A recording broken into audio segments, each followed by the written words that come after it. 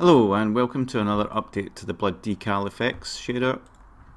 In this installation I have created a little blood pool and a shader and a script to go with it.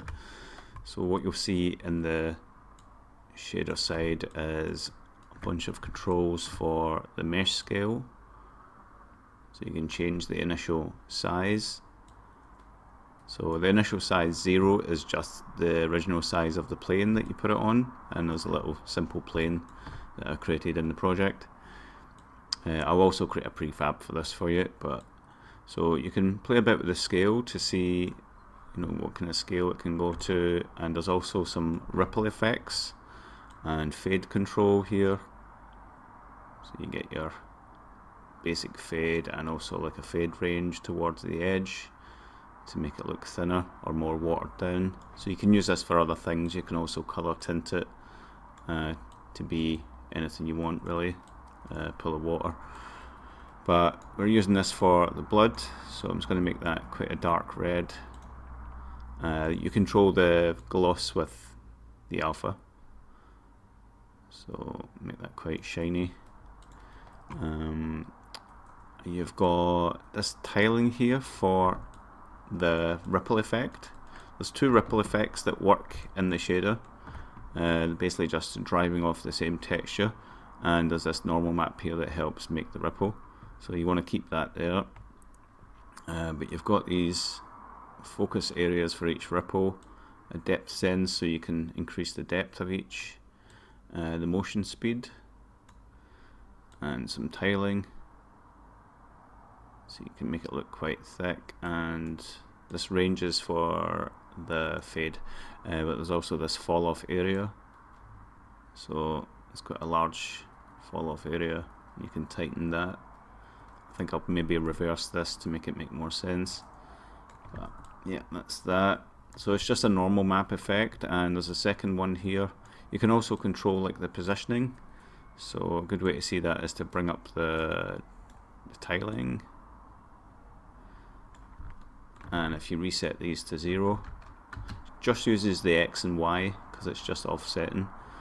You can move this around, so if you have like maybe some water dripping in here, you can place that there and just copy these values roughly and maybe offset one a little bit against it, and that way you get a dual ripple effect. So change the tiling to be similar and motion speeds to be similar. You can change the depth sense and the fall off, but there you go, get a kind of dual ripple effect. Something might be pouring in, and then that coupled with like a particle effect would make it kind of a convincing blood spillage from above. You can see it looks really deep. To make it look deeper, you could change the fade range. You can also like bring the mesh up a bit. Yeah, so it looks deeper if it's darker like that, and it looks, I guess it looks more shallow like this. A little bit of fade on it, but then you wouldn't have these sliders. Now it's going to be cumbersome trying to control all this way, so I've created a script that basically does these effects for you, and you can program them so that they start and finish based on when they're spawned. Can do different things. I've just started working on that, so let me show you roughly what that does. I'll just bring these to a more reasonable size, and maybe the depth sense can be lower. Okay, so there's your glob of blood, and now if we go into this, let me just close that. This little box of tricks here is going to be what's going to give you control when you run the game. So when you run the game and you instantiate one of these from maybe something that's died and laying on the ground, then you can have this. You can see it starts to increase in size based on this spread rate, and there's also a spread decay to make it slow down. eventually it will stop. I'm going to give control to the ripple effect as well, so that it looks like the blood actually slows right down, and then it would gradually fade away if you want to. So there's this fade and destroy. These don't work just yet, as I'm still working on the script, but if we change these values, the spread rate could go something like 1 and spread decay 0.05. It should get a good bit bigger. And I'll make it dampen down this normal effect as it gets bigger and slows down, like I was saying before, just to make it look like it's not moving and it thickens up. So I'm working on the script just now, and I'll give you extra controls, but I'm pretty excited about where this can go. Let me just change it to something drastic just for effect. So let's do 4 and let's decrease at 0.1. And the initial size is, it's picked up by the shader then just placed in there, so this is kind of a read only.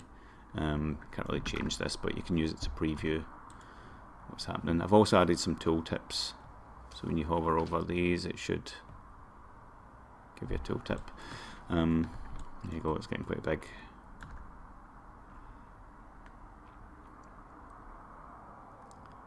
Now it's just on a single mesh, single plane, so if you do accidentally duplicate it, you're going to have issues with them kind of fighting each other. So you need to be careful with things like that, and also it's got this edge here. But there's nothing to stop you instantiating a few of them, and if you do that, just make sure you sort of bring them up a little bit on top of each other, just so that you get the right fade. That's just enough. You get the idea. If I decrease the size of each of these again, so I'll change them to 1. Let's change that one to 3. Let's change that one to 8. And the spread rate to 0.1. Maybe 1. There you go, you can see they're starting to grow. There's one just next to that. Let's move it aside a bit.